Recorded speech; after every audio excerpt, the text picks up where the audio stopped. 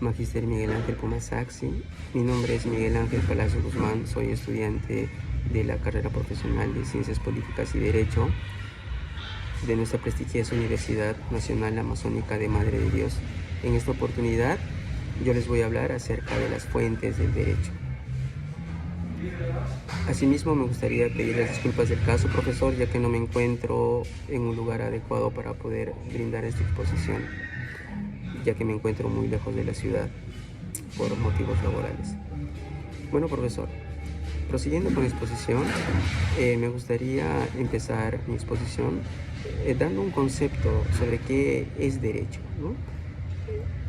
Todos sabemos que el derecho es un conjunto de normas jurídicas que regulan la conducta del ser humano en la sociedad y son establecidas por un Estado y que son de carácter obligatorio.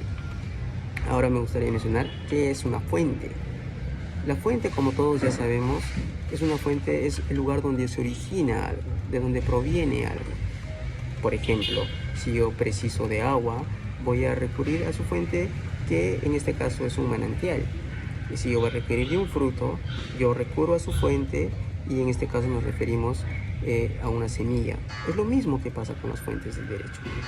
Se podría decir que la fuente del derecho es hablar del nacimiento de las normas jurídicas y se clasifican de la siguiente manera. Bueno, también las fuentes de derecho nos van a servir para poder dar solución a los conflictos de los litigantes.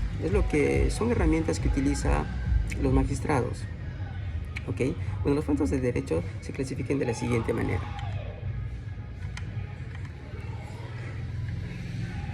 Bueno, tenemos como fuente de derecho que es la costumbre.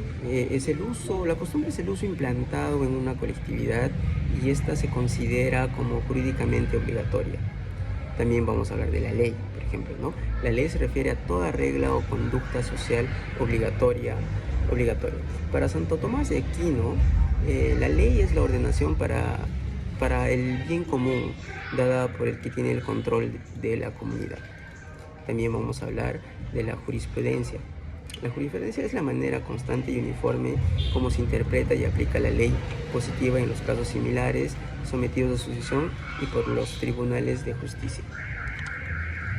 Bueno, también vamos a hablar de la doctrina. Es la mención de autores juristas, las cuales por sus enseñanzas nos dan una guía como resolver una situación a posibles soluciones de estos eventos. Las fuentes materiales o las fuentes reales. Las fuentes materiales o fuentes reales toman en cuenta la realidad social de un país o comunidad para determinar un contenido de una ley de carácter jurídico. Las fuentes históricas se refiere a todos los documentos, obras literarias, tratados científicos o testimonios de carácter jurídico que evidencian cómo los pueblos o comunidades y se organizan establecidas por normas. Bueno, las fuentes del derecho según su jerarquía.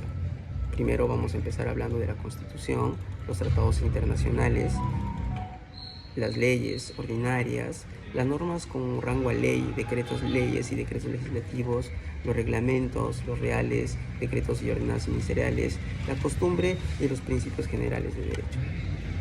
Para entender mejor las fuentes del derecho, también es importante comprender que estas se interactúan entre sí dentro de un marco jurídico específico en función de su importancia y rango. Las fuentes del derecho internacional. El derecho internacional deriva también de las fuentes materiales, formales e históricas. Se caracteriza por la cooperación que existe entre naciones a fin de generar acuerdos bilaterales o multilaterales de obligatoriedad recíproca entre los estados. Tales acuerdos se basan a las costumbres y principios de carácter internacional estipulados en las normas de la propia comunidad internacional. ¿Cuál es la importancia de las fuentes del derecho? A través de las fuentes del derecho podemos entender el origen de las leyes y su evolución, así como los factores a tomar en cuenta para su elaboración y posterior aplicación. Además, nos permite tener una perspectiva de efectos de su aplicación en la sociedad. Bueno, profesor, eso sería todo con respecto a las fuentes del derecho. En síntesis, profesor, lo que he podido reducir y aprender en este tema es que la fuente del derecho se podría decir,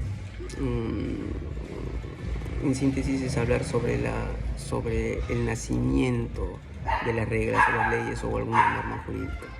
Muchas gracias, profesor. Nuevamente, las disculpas del caso por el lugar y el ruido que está en esta exposición. Buenas noches, profesor.